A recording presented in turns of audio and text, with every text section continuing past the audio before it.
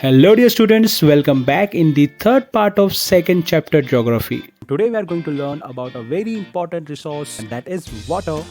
Water is a vital renewable natural resource. And the good news is we have plenty of it. On our earth we have only 30% land and 70% water. And just because we have a huge amount of water, our planet is known as water planet. Why exactly? Because 3/4 of the Earth's surface is covered with water. 3/4 means this much of water and this much of land. Now, this entire huge amount of water can be divided into two parts: saline water and a little fresh water.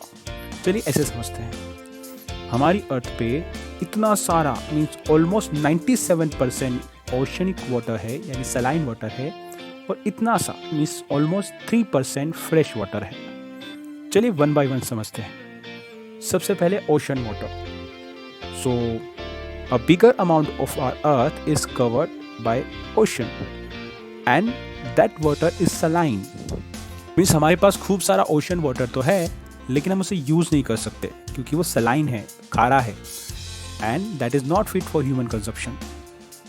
Second is fresh water, that is only 2.7%, और उस 2.7% का 70% ice sheets और glaciers के form में है, और वो भी अंटार्कटिका, ग्रीनलैंड और माउंटेन रीजन में, जो कि टोटली इनएक्सेसिबल है।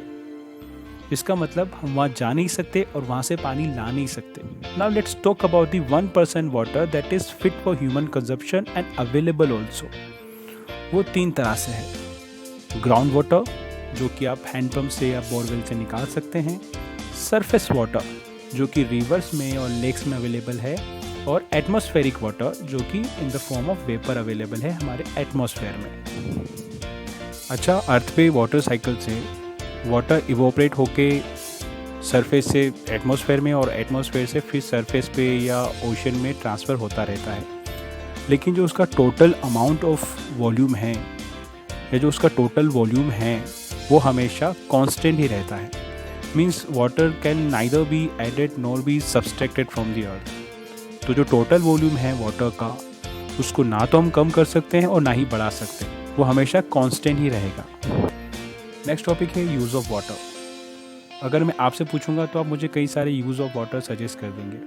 चलिए उनमें से कुछ डिस्कस करते हैं। सबसे पहले डोमेस्टिक यूज़ है।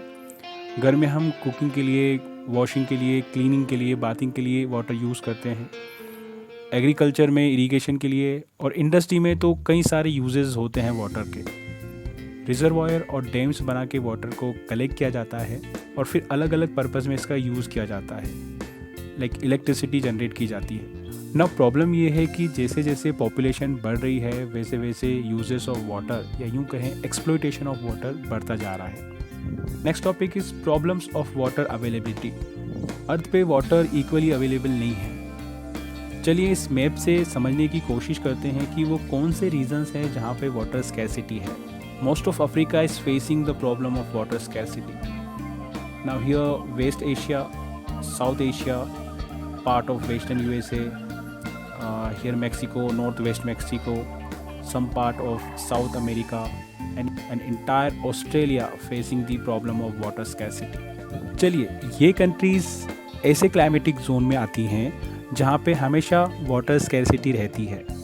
लेकिन इसके अलावा और क्या प्रॉब्लम्स हो सकती हैं?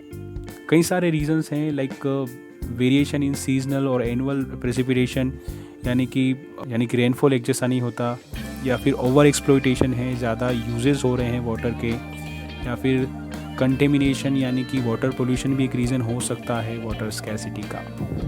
वाटर को ओवर यूज़ करने में और पोल्यूशन में इंडस्ट्रीज़ और एग्रीकल्चर का बहुत बड़ा हाथ है। ये ना केवल वाटर को एक्सप्लॉइट करते हैं, बल्कि कई हद तक उसको पॉल्यूटेट भी करते हैं। एग्रीकल्चरल एक्टिविटीज़ और इंडस्ट्रियल एक्टिविटीज़ के बाद जो गंदा पानी निकलता है, जो सेवेज डिस्चार्ज होता है, वो सीधे वाटर बॉडीज़ में मिला दिया जाता है, और इनसे निकलने वाले नाइट्रेट्स, मेटल, पेस्टिसाइड्स वो हमेशा पानी में बने रहते हैं, बिकॉज़ वो नॉन बायोडिग्रेडेबल होते हैं, वो कभी ख़त्म नहीं होते।